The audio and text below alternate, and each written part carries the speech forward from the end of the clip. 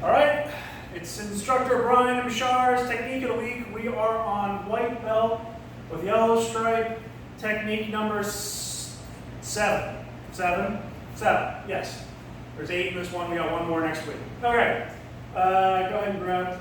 So these again are all same side grabs.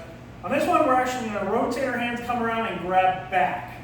All right, so we're flipping the switch from aggressor and attacker to you being the attacker, and that does something mentally. First, it should jar them up a little bit or whatever.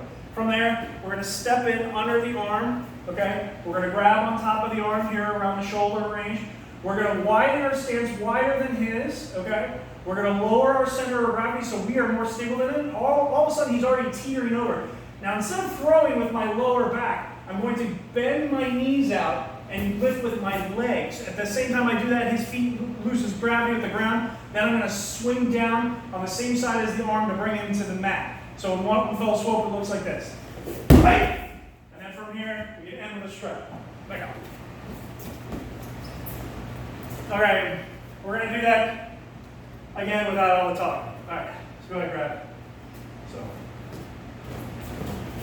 all right, and end with a strut.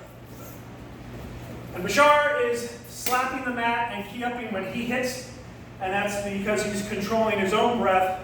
And we learned in Hapkido how to fall is that when we key up, we expel the air ourselves instead of getting the air knocked out of us.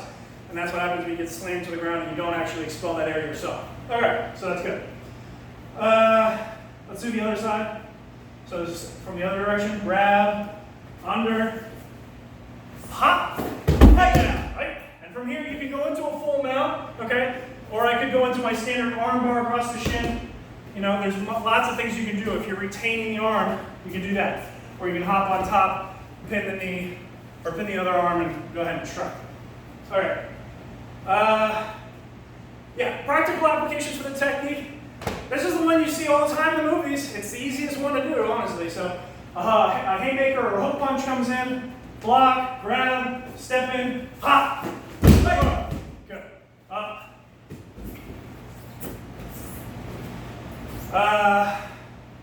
Back fist comes in, okay? So back fist, I meet it halfway, and I'm going to just grab and step in, and I'll go right into my throw. Or, if I dodge the back fist, I'm already where I need to be to step in, grab, pop, and down. Oh, that was a bad fall. Hit harder.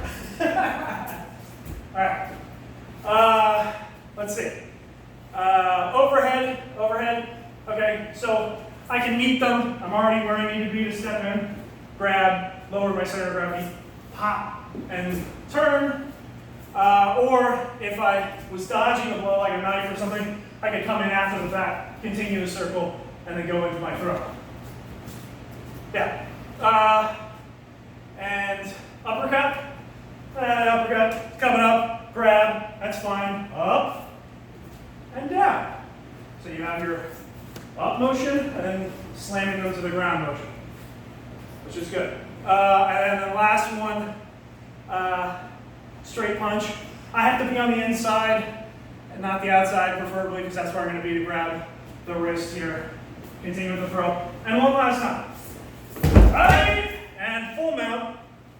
Height. Okay, you can retain the arm, and you can put your knee on the opposite leg to pin them on the ground. Okay, so that's the technique of the week. Just your typical shoulder throw. And next week we'll finish off this technique set with one more type of throw and move on to yellow belt technique sets. All right, thank you.